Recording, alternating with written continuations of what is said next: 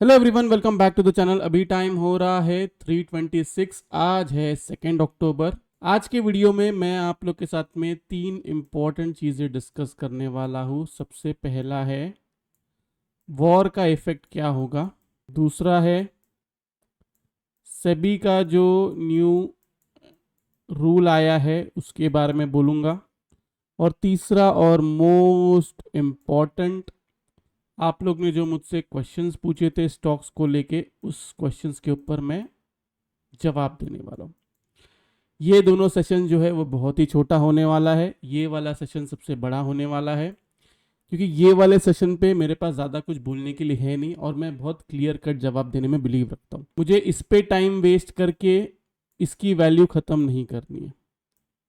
Okay, clear cut मैं आप लोग को बोल देता हूँ। क्वेश्चंस जो है टीम ने ऑलरेडी निकाल लिए हुए हैं, जो जो आपने कमेंट किया हुआ था। जिसको भी कोई भी स्टॉक का क्वेरी हो, कुछ भी हो, इस वाले वीडियो में कमेंट करके ज़रूर बता देना। कल वाले वीडियो में जो मुझे 2 इम्पोर्टेंट स्टॉक लगेगा उसको मैं ज़रूर कवर करूंगा। ओके, सबसे पहली चीज़ हम लोग बात कर लेते हैं वॉर के बारे में। देखो, हो सकता है, पॉसिबिलिटी है, वो भी रेयर के सिनेरियो, पॉसिबिलिटी है कि ये वॉर वाला इफेक्ट जो है 3 से 5 ट्रेडिंग सेशंस चल जाए, पॉसिबिलिटी है। स्टिल मैं आपको कहूँगा कि डिप जो है वो एक बाइंग अपॉर्चुनिटी है पोजिशनली। पोजिशनली मतलब October and expiry, November and expiry and December and expiry, क्योंकि एक नया एटीएस तो बनना ही बनना है as per wave analysis. Clear है? ये चीज़ मैंने आपको कल के दिन भी कहा था, ये चीज़ मैं आपको आज भी कह रहा हूँ। जब अभी गिफ्ट निफ्टी 220 या 250 पॉइंट नीचे की तरफ है, ओके, मैं मेरा एनालिसिस गिफ्ट निफ्टी, यूएस का मार्केट, वॉर, ये सब देख के नहीं करता हूँ कभी। मैंने बहुत बार समझा है, मैं सेम चीज़ वापस कहूँगा। मुझे जितना डिप मिलेगा उस डिप को मैं बाय करने की कोशिश करूँगा। बाकी सब कुछ मैंने मेंबर्स के साथ में और आप लोग को भी जो वीडियो शेयर किया हुआ है उसके अंदर सब कुछ बताया हुआ है। जिसने वो वीडियो नहीं देखा है, टेलीग्राम पे आपको लिंक मिल जाएगा, वहाँ से आप वो वीडियो देख सकते हैं। वॉर आए, कुछ भी आए, डिप जो है वो एक बाइंग अपॉर्चुनिटी है। सेकेंड, हम आते हैं सेबी की रूल्स पे। लोग इतना हो हल्ला मचा रहे हैं सेबी के रूल्स के ऊपर, यूट्यूबर्स जो है उसके ऊपर वीडियो बना रहे हैं और आप देख रहे हैं। अरे भाई, पहले प्रॉफिटेबल रहने का सोचो। तुमको क्या लग रहा है सेबी कोई एक नया रूल निकाल देगा उससे तुम्हारी दुनिया पलट जाएगी? लॉस से प्रॉफिट में आना चालू हो जाओगे? जिसको देखो वो मुझे मैसेज कर रहा है कि सर सेबी का नया रूल है। क्या फर्क पड़ने वाला है तुमको उससे? बता दो मुझे। पहली बात तो वो कल से स्टार्ट नहीं हो रहा है, वो होने वाला है नवंबर 20 तारीख के बाद से, if I am not wrong. तो कल से क्या फर्क पड़ने वाला है आपके लाइफ में जो इतना हो हल्ला मचा रहे हो? ज़्यादा कुछ नहीं किया हुआ है। सेबी ने रूल में लिखा हुआ है कि एक्सपायरी जो है, एक्सपायरी एक ही दिन पे रहेगी। उसके साथ साथ मार्जिन रिक्वायरमेंट जो है, मार्जिन रिक्वायरमेंट वो लोग बढ़ा सकते हैं। इससे क्या होगा? इससे वॉलेटिलिटी कम होगी, ये दोनों चीज़ों से। लेकिन जैसे ही मार्जिन रिक्वायरमेंट अगर बढ़ जाता है तो आप ऑप्शन सेलिंग विथ हेज ले लो, या फिर डायरेक्ट ऑप्शन सेलिंग करो, या फिर डायरेक्ट फ्यूचर्स बाय करो। आपको फिर कैपिटल ज़्यादा लगेगा। मैं बोलूँगा सबसे बकवास डिसीजन ही है। पहले एक टाइम था कि मार्जिन जो है वो अच्छा खासा देती थी सेबी, कि ऑप्शन बाइंग के प्राइस में ऑप्शन सेलिंग हो जाता था। अब एक ऐसा टाइम आ गया है कि मार्जिन बढ़ाते जा रही है। इसका ये मतलब है कि वो नहीं चाहते हैं कि रिटेलर्स पैसा कमाए। मैं बोल रहा हूँ ना, आप लोग को कुछ फर्क नहीं पड़ना चाहिए कि रूल क्या चेंज हो रहा है। ट्रेडिंग करो। ऐसा तो नहीं है कि मार्जिन बढ़ा दिए तो आप ट्रेडिंग करना बंद कर दोगे। जो छोटे ऑप्शन सेलर थे वो घुस जाएंगे फिर से ऑप्शन बाइंग में। और जो इतने टाइम से मैं कह रहा हूँ कि ऑप्शन बाइंग मत करो मत करो मत करो, फिर भी आप ऑप्शन बाइंग ही करोगे। वापस कहता हूँ, जो मैं हर वीडियो में कहता हूँ, 20% से ज़्यादा ऑप्शन बाइंग के बारे में नहीं सोचना है। नहीं कैपिटल है, चुपचाप बैठे रहो। 80% इन्वेस्ट करो। फिर मैंने आपको कल भी बताया है कि वेव एनालिसिस कैसे काम करेगा। जिसने कल वाला वीडियो नहीं देखा है वो वीडियो जाके देखो। आपको एक अपॉर्चुनिटी मिलेगी इन्वेस्टमेंट की, तब इन्वेस्टमेंट कर लेना आराम से। देखो, बाकी आपकी मर्जी है। आपको अगर स्टिल अगर ऑप्शन बाइंग ही करना है तो उसको मैं कुछ नहीं कर सकता और मैं उसको चेंज नहीं कर सकता। समझाना मेरा काम है, सच बोलना मेरा काम है, और वो मैं करूँगा ही। बाकी लोग की तरह मैं आपको ये नहीं बोल सकता कि अरे सेम एक्सपायरी बाय करो, सेम एक्सपायरी बाय करो। नहीं, कुछ चेंजेस नहीं आएगा। प्रॉब्लम ये होगा कि ऑप्शन बाइंग का प्रीमियम जो है वो प्रीमियम बढ़ जाएगा। इसीलिए ऑप्शन सेलिंग का मार्जिन भी बढ़ जाएगा। ये दो चीज़ सिर्फ आपको ध्यान में रखनी है।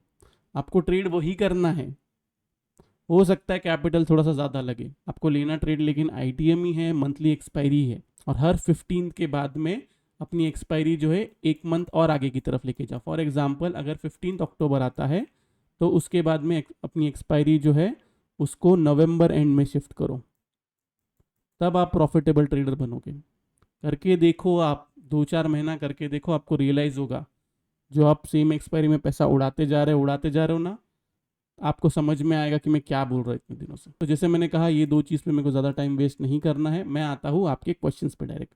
सबसे पहला क्वेश्चन है राखी जी का कि RBL bank and Deepak spinners पे जो है वो फंस गए हैं। ओके, देखो एक इंपॉर्टेंट चीज़ गाइस, अगर आप कोई स्टॉक में फंसे हो तो मुझे ये भी बताओ कि आपका बाइंग प्राइस क्या है, ताकि उससे एनालिसिस करना बहुत आसान हो मेरे लिए। तो आरबीएल बैंक के लिए मैं कर देता हूँ, ये तो मैंने कब का बुक करवा दिया था। ठीक है, कोई नहीं, अगर आप स्टक हो गए हो एंड अगर आप कर सकते हो तो एक बार इसको यहाँ पे एवरेज आउट कर लो, ये एक नया एटीएच बना सकता है एंड वहाँ पे आप प्रॉफिट बुकिंग की तरफ ध्यान दोगे। ओके, यहाँ पे आप एक बार एवरेज आउट कर लो, कोई प्रॉब्लम नहीं होगा आपको। दूसरा स्टॉक क्या था? दीपक स्पिनर्स में भी सेम चीज कहूंगा, दोनों में सेम ही चीज है। एक बार यहाँ पे एवरेज आउट कर लो, अगर आपका बाइंग प्राइस यहाँ पे टॉप का कहीं का है, यहाँ का कहीं का है, तो एक बार आप एवरेज आउट कर लो, आपको एक नया हाई मिलेगा, वहाँ पे आप निकल जाना। होल्डिंग पीरियड आप जो है मिनिमम 6 मंथ से 1 ईयर के लिए रखो, हो सकता है उसके पहले ही आ जाए, मेरे हिसाब से 3 महीने में आना चाहिए, लेकिन स्टिल आप 1 साल का व्यू पकड़ो, आपको ये एग्जिट का मौका देगा। नेक्स्ट सवाल है Tata Motors 1080, SBI 796। Tata Motors तो मैंने बोल दिया था सोनिया जी की नहीं बाय करना है, आप लोग क्यों बाय करके बैठे हो टाटा मोटर्स को? टाटा मोटर्स आपको अगर ये 900 के आसपास मिलता है, वहाँ पे आप और एडअप करें न्यू एटीएच के लिए, ये आपको एग्जिट का मौका देगा एक बार, उसका आप टेंशन मत लीजिए। और अगर 900 के पास नहीं जाता है एंड अगर ये वापस 1000 के ऊपर क्लोज करता है, वहाँ पे आप इन्वेस्टमेंट कर सकते हैं न्यू एटीएच के लिए, वहाँ पे आप जो है एग्जिट का प्लानिंग करिए। अभी के लिए 4th वेव बन रहा है एंड मेरे हिसाब से एक 5th वेव ऊपर की तरफ बनना चाहिए, लेकिन अभी वो 5th वेव जो है यहाँ से ऊपर की तरफ बनेगी या फिर यहाँ से ही ऊपर की तरफ बनेगी, ये कहना अभी के लिए मुश्किल है। दूसरा स्टॉक जो आपका था वो था एसबीआई। एसबीआई तो इन्वेस्टमेंट करके रखना है, बिंदास होल्ड करके रखो। कितने पे आपका एंट्री था? अरे कुछ हुआ ही नहीं है, 796 चल रहा है, आप बिंदास होल्ड करके रखिए। आपका इसमें टारगेट होना चाहिए 950,000 बस। और अगर ऐसा होता है कि कोई भी न्यूज़ के से नीचे की तरफ आता है, कुछ होता है, तो 700 के पास एक बार एवरेज आउट कर लेना। ओके, नेक्स्ट जो है वो कौशिक जी ने टाटा मोटर्स मैंने ऑलरेडी बता दिया है। Any effect on war? देखो हिमांशु जी, मैं क्लियरली बोलता हूँ, मैक्सिमम अगर इफेक्ट भी रहा ना तो वेडनेसडे तक रहेगा नेक्स्ट, उससे ज़्यादा एक्सपेक्टेशन नहीं है मेरा कोई। हो सकता है मार्केट को एक रेंज में रखे, हो सकता है मार्केट में आपको डराया जाए, पैनिक फैलाया जाए, लेकिन मेरे हिसाब से कोई इफेक्ट नहीं आना चाहिए एज सच वॉर का, जो पूरे यूट्यूब वाले या टेलीग्राम वाले या फिर ट्विटर वाले जो क्रैश कर रहे हैं, मेरे हिसाब से वो क्रैश नहीं आएगा। नेक्स्ट क्वेश्चन है, जील और आईटी स्टॉक्स फंसा हुआ है, निकल जाओ या होल्ड करो? जील में अभी आपने बताया नहीं है कि आपने कितने पे बाय किया हुआ है। अभी जो है इसने करेक्शन पैटर्न में है, फ्लैट करेक्शन दे रहा है, अगर आप यहाँ से देखोगे तो ये पूरा का पूरा जो है फ्लैट करेक्शन है, आप होल्ड करके रख सकते हो, कोई प्रॉब्लम नहीं है। नेक्स्ट जो है आपने क्या कहा था, आईटी स्टॉक्स कहा था क्या? आईटीआई स्टॉक में फंसा हुआ। ओके, आईटीआई को देख लेता हूँ एक बार मैं। आईटीआई लिमिटेड एक बार अगर आप बता देते कि आपने कितने पे बाय किया हुआ। गाइस प्लीज हो सके तो ये चीज़ अवॉइड करें, सिर्फ स्टॉक का नाम लिखना, आप बताओ कि आपने कितने पे बाय किया हुआ। गाइड करना बहुत आसान होगा मेरे लिए। इसको जो है आप होल्ड करके रखें, आपको इसमें रिटर्न अच्छा खासा मिलेगा। मोस्टली ये 380 तक जो है वापस जाएगा। ओके, नेक्स्ट जो है वो है Suzlon energy and CDSL. Sahil ji, CDSL से पहले स्टार्ट करते हैं। सीडीएसएल में आपने बाय किया हुआ है, क्या किया हुआ है, कुछ लिखा हुआ है कि इन्होंने? सीडीएसएल में अगर आपको फ्रेश इन्वेस्टमेंट करना है तो अगर ये 1500 के ऊपर अगर क्लोजिंग देना चालू करता है तो बाय करो, नहीं तो फिर ये डबल टॉप हो जाएगा और डबल टॉप की वजह से नीचे की तरफ आएगा। अगर इसने 1500 के ऊपर इसने क्लोजिंग दे दी तो फिर ये एक ऐसे ऐसे ऐसे ऊपर की तरफ जाएगा। क्लियर है? फिर आप टारगेट जो है 1700 से 1900 का पकड़ सकते हो। लेकिन अगर ये 1500 के ऊपर क्लोजिंग नहीं देता है तो ये एक डबल टॉप एंड देन उसके बाद में नीचे की तरफ आएगा। क्लियर है? सुजलॉन एनर्जी, देखो सुजलॉन एनर्जी जो है ना, मैं उसको बोलूँगा होल्ड करके रखिए, लॉन्ग टर्म के लिए होल्ड करके रखे। अगर आपको ये फिर से 50 के पास मिलता है तो वहाँ पे और एड अप कर लेना। इसको आप लॉन्ग टर्म के लिए होल्ड करके रख सकते हो, क्योंकि एक पेनी स्टॉक है, अभी तक ये 100 के ऊपर भी नहीं गया, तो अभी के लिए मैं इसको पेनी स्टॉक ही बोलूँगा। विजय जी ने क्वेश्चन पूछा हुआ है, एडीएफ फूड का एनालिसिस करके बताइए भैया, 260 पे लेना चाहिए। पर्सनली ये स्टॉक मुझे बहुत पसंद है। 267 पे, एक मिनट। हाँ, अगर ये कोई क्लोजिंग 280 के ऊपर देता है तो 280 के एसएल के साथ में आप बाई साइड में रह सकते हो। 280 के ऊपर जब तक नहीं जाता तब तक बाय नहीं करना है। एक बार अगर ये वापस आपको नीचे की तरफ 200 से 220 के पास मिलता है, यहाँ पे कहाँ पे अगर आपको मिलता है तो यहाँ पे आप बाय अटेम्प्ट कर सकते हो। नहीं तो 280 के ऊपर क्लोजिंग आ जाने दो, 280 है ना लेवल, हाँ 280 के ऊपर क्लोजिंग आने दो, फिर वहाँ पे आप बाय कर लेना। हिमांशु कोठारी जी ने पूछा हुआ है, मारुति सुजुकी नीचे जाएगा या ऊपर जाएगा अक्टूबर एंड तक, प्लीज़ सजेस्ट करिए। बहुत ही छोटा टाइम फ्रेम पूछ रहे हो। फ्लैट करेक्शन में अभी चल रहा है। अगर इसकी क्लोजिंग 13,000 के ऊपर ही आती है तो बाई साइड में रहो। 13,000 के नीचे जाएगा तब सेल करना। मैं आपको सिंपली समझा देता हूँ। अभी के लिए इसने क्या किया हुआ है, ये जो है इसने इसका ब्रेकआउट दिया हुआ है, इसका रिटेस्ट किया हुआ है, यहाँ से ऊपर की तरफ जाना चाहिए, लेकिन 13,000 के ऊपर रहेगा तो ही बाय बनता है, वरना बाय नहीं करना है। 13,000 के नीचे जाएगा तो आप सेल कर सकते हो। भाई मैं डेली ट्रेड तो नहीं कर सकता, लॉन्ग टर्म के लिए कुछ स्टॉक सजेस्ट करो। टाटा का कोई भी स्टॉक ले लो। अगर आप पूछ रहे हो क्वेश्चन तो मेरा जवाब भी ऐसा ही होगा। ट्रेड लेना, जब भी आप ट्रेड करते हो ना, जो भी आप ट्रेड लेते हो, ज़रूरी नहीं है कि आप सिर्फ इंट्राडे ट्रेड करें। आप पोजिशनली भी ट्रेड कर सकते हो, आप ऑप्शन सेलिंग विथ हेज भी कर सकते हो। स्टॉक्स देने के लिए तो बहुत सारे स्टॉक्स है। इंट्राडे ट्रेड मत करो, पोजिशनली ट्रेड करो, ऑप्शन सेलिंग विथ हेज करो एंड फ्यूचर्स विथ हेज करो, आपको वो काम में आएगा। और अगर स्टॉक्स में इन्वेस्ट करना है तो स्टॉक्स में इन्वेस्ट, लॉन्ग टर्म के लिए कोई इन्वेस्टमेंट नहीं होता। अगर कोई मुझे ये बोलेगा कि 10 साल के लिए कोई स्टॉक दो, अरे 10 साल में 10 बार करेक्शन आएगा तो क्या करोगे, वो स्टॉक पकड़ के रखोगे? फिर आपका आरओआई क्या होगा उसके अंदर? और अगर आपको ऐसे ही इन्वेस्टमेंट करना है तो फिर आप म्यूचुअल फंड में इन्वेस्ट करें। स्टॉक्स में अगर आप इन्वेस्टमेंट करते हो तो सही टाइम पे एंट्री और सही टाइम पे एग्जिट इंपॉर्टेंट है।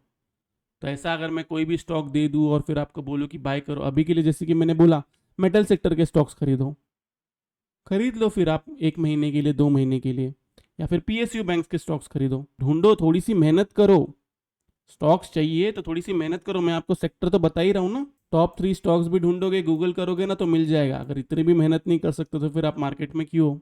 राशिद भाई ने पूछा हुआ है जीआरएसई, क्या जीआरएसई का क्या करूं मैं?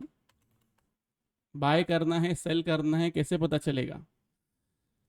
जीआरएसई आपको ये 1750 के ऊपर मिलता है, इसको बाय करो। 1750 के नीचे रहता है उसको अवॉइड करो, इसी के ऊपर बाय बनता है।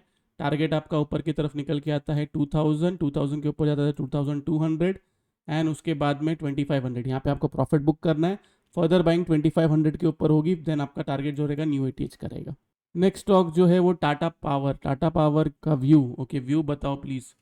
टाटा पावर का व्यू आपको कितने टाइम के लिए चाहिए? अगर आप मेरे को लॉन्ग टर्म के लिए पूछ रहे हो तो बाय ही बनता है, और अगर शॉर्ट टर्म के लिए पूछते हो तो शॉर्ट टर्म के लिए मैं आपको बोलूँगा 464 के ऊपर जब तक है तब तक बाय साइड में रहिए। 464 के नीचे 2 क्लोजिंग आ जाती है, रेड कलर की back to back buy side से निकल जाना है। फिर आपको सेल करना है तो आप सेल कर सकते हो। टारगेट फिर नीचे की तरफ ये वाला लो निकल के आता है जो है 400। लेकिन अगर इसके ऊपर ही रहता है, 460 470 वाला जो जोन है उसके ऊपर ही रहता है, बाई साइड में रहो बिंदास। ऊपर की तरफ टारगेट 600 700 800 है। नेक्स्ट स्टॉक जो है वो है एक्साइड 526। फाइनली किसी ने बताया कि उसने बाय किया हुआ है एक्साइड इंडस्ट्रीज, 526 पे बाय किया हुआ है। 515 के ऊपर जाएगा तब इसमें मोमेंटम आएगा, क्योंकि यहाँ से जो है लास्ट रेजिस्टेंस इसने यहाँ पे लिया था। 515 के ऊपर जाता है, बिंदास बाई साइड में रहिए, ऊपर की तरफ आपको जो है ये टच करते हुए मिलेगा, वो है 620। अगर ऐसा होता है कि अगर नीचे की तरफ आता है, देन आई विल रेकमेंड कि आपको जो है इन्वेस्टमेंट इसको करना चाहिए 356 के इधर और एडअप करिए, अगर आपका ये व्यू लॉन्ग टर्म है। अगर शॉर्ट टर्म व्यू है आपका, और अगर ये इसके नीचे 2 क्लोजिंग दे देता है, 450 के नीचे 2 क्लोजिंग दे देता है, फिर एग्जिट करो, वेट करो कि या तो ये 450 के ऊपर चले जाए, इसके ऊपर फिर से जाएगा तो फिर से बाय करना, या फिर इसके आसपास आपको कहीं मिले तो 350 से लेके 360 के आसपास। क्लियर है? ऊपर की तरफ जो भी सिनेरियो है, आपका टारगेट ये वाला हाई रहेगा।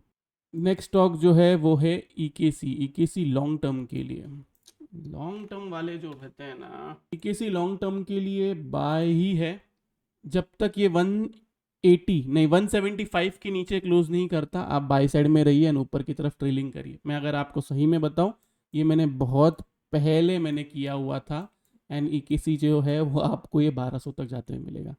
ये मैं कोई 1 साल की 2 साल की बात नहीं कर रहा, आप 5 साल अगर मिनिमम इन्वेस्टेड रहते हो। बहुत पहले मैंने इसको एनालिसिस किया था, बहुत पहले, तभी मैंने इसका शायद वीडियो भी बनाया था या फिर मेंबर्स को दिया था ये चीज़। तो ईकेसी जो है, आप अगर आप लॉन्ग टर्म के लिए इन्वेस्टमेंट करते हो 4-5 साल के लिए, तो आप बिंदास जो है उसको होल्ड करके रख सकते हैं। टारगेट आप पकड़ सकते हो, फर्स्ट टारगेट 800 के ऊपर जाएगा, वहाँ पे अपना थोड़ा प्रॉफिट बुकिंग करें, देन उसके बाद में उसके ऊपर फिर से बाय करें 1200 के लिए। इंटरेस्टिंग क्वेश्चन लग रहा है मुझे अक्षय जी की तरफ से कि मंथली चार्ट जो है उसका Fibonacci extension exactly 26275 which is the high it made, third wave high and completed. नहीं, एक और जो है एक और हायर हाई बनेगा मोस्टली, एंड वहाँ पे लोगों को बुलिश किया जाएगा, एंड देन फिर वहाँ से जो है मार्केट नीचे की तरफ गिरेगा। एक और हायर हाई पेंडिंग है। अगर आप बड़े टाइम फ्रेम पे देखोगे एंड अगर आप कैलकुलेट करोगे 14,000 के आसपास से, तब आपको रियलाइज होगा कि थर्ड वेव जो है वो एक्सटेंशन में नहीं है। आपने अगर कुछ कैलकुलेट किया हुआ है, मे बी शायद वो कैलकुलेट किया हुआ है 7,500 के यहाँ से, अगर आप 14,000 15,000 का जो लो है उधर, वहाँ से अगर आप कैलकुलेट करोगे तो आप देखोगे कि थर्ड वेव अभी भी पेंडिंग है। उसके अंदर भी थर्ड वेव में फिफ्थ वेव चल रहा है, एंड उस फिफ्थ वेव के अंदर अभी एक और फिफ्थ वेव बाकी है। क्लियर है मेरी बात? थोड़ा सा कंफ्यूजिंग है, मैंने मेंबर्स ओनली वीडियो में कवर किया हुआ है, अगर आपको सीखना होगा तो आप जाके वो देख सकते हैं। नेक्स्ट क्वेश्चन है, सर कैश सेगमेंट मतलब क्या होता है? कैश सेगमेंट मतलब जो एफआईआईज या डीआईआईज या फिर हम जैसे रिटेलर्स बाय या सेल जो करते हैं, वो कैश सेगमेंट होता है। Devang, Biocon at 393, IEX at 239। Okay, तो पहले आईएक्स देख लेते हैं। 239 पे मतलब ऑलमोस्ट ऊपर की तरफ। होल्ड करके रखिए, कोई प्रॉब्लम नहीं है, होल्ड करके रखिए, बिंदास पेशेंटली होल्ड करके रखिए आईएक्स में। नेक्स्ट स्टॉक कौन सा था इनका? बायोकॉन। आईएक्स में अभी एडअप नहीं करना, अगर एडअप करना होगा तो मैं बताऊंगा। 393, सब कुछ लोग टॉप पे कैसे खरीद लेते हैं यार। कोई नहीं, होल्ड रखो, कोई प्रॉब्लम नहीं है, कोई प्रॉब्लम वाली बात तो नहीं है।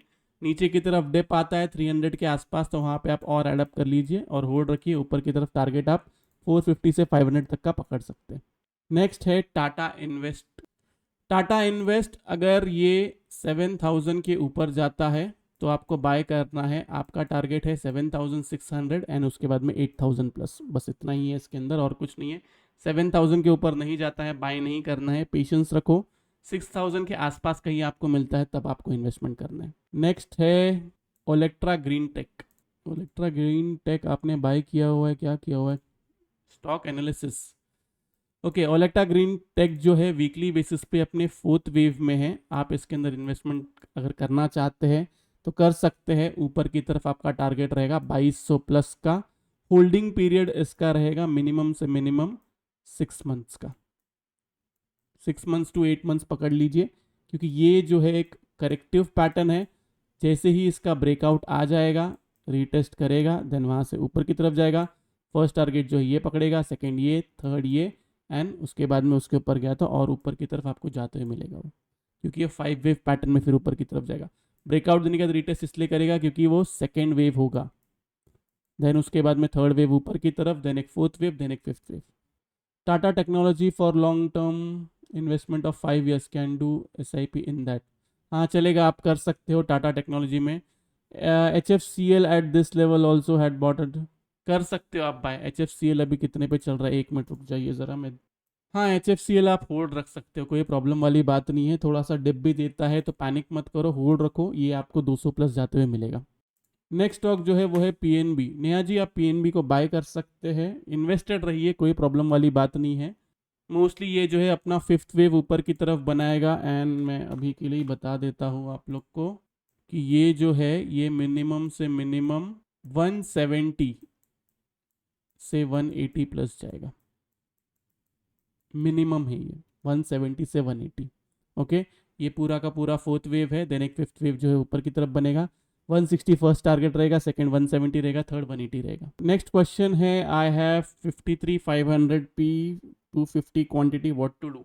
देखो अगर ये सेम एक्सपायरी है तो आपने गैमलिंग खेला हुआ है, अगर आपको गैप डाउन मिलता है तो बहुत अच्छी बात है सैंडी जी, लेकिन अगर आपको गैप डाउन नहीं मिलता है तो कोशिश करिए जो भी डिप आएगा उस डिप में निकलने की। मेरे हिसाब से मार्केट आपको एक मौका देना चाहिए, अगर मौका मिलता है उस मौके को एज अ अपॉर्चुनिटी ग्रैब करो एंड एग्जिट होने पे कोशिश करो। प्रॉफिट होता है तो प्रॉफिट को ट्रेल करो। नेक्स्ट जो है वो है ओडिसी टेक्नोलॉजी, प्रोनाउंस करते करते इंसान तकलीफ में आ जाए।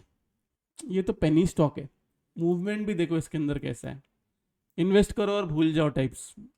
इसके अंदर कोई मैं आपको एनालिसिस बता नहीं सकता क्योंकि इसका मूवमेंट ही वैसा है, gap up gap down, gap up gap down. अगर आप इन्वेस्ट कर रहे हो तो उसको एज अ हीरो ज़ीरो पकड़ो एंड उसके अंदर फिर इन्वेस्ट करो, क्योंकि ये पेनी स्टॉक ही है और कुछ नहीं है। और अगला स्टॉक कौन सा था, केल्ट्रॉन। बाय करिए केल्ट्रॉन को, 147 पे है। अगर आपको ये नीचे की तरफ और मिलता है 120 के आसपास, वहाँ पे और एडअप कर लीजिएगा, बाय करना। लेकिन इसको टारगेट जो है ऊपर की तरफ आपका रहेगा 180, 180 से 200 एंड 200 के ऊपर गया तो 230 प्लस। ओके, लास्ट स्टॉक जो है वो है रिलायंस फ्यूचर्स। रिलायंस का एनालिसिस मैंने ऑलरेडी बताया हुआ है, मैं वापस बता देता हूँ। ये जो है एक फर्स्ट वेव बनेगा, देन एक सेकेंड वेव बनेगा, देन एक थर्ड वेव बनेगा, देन एक फोर्थ वेव बनेगा, देन एक फिफ्थ वेव बनेगा। लेकिन ये सब आपको तब तक ही प्ले करना है जब तक ये 2900 के ऊपर है। 2900 के ऊपर है, बी ऑन बाई साइड। आपका टारगेट ऊपर की तरफ है 3100, 3200 एंड 3250, बस इसके अलावा कुछ नहीं।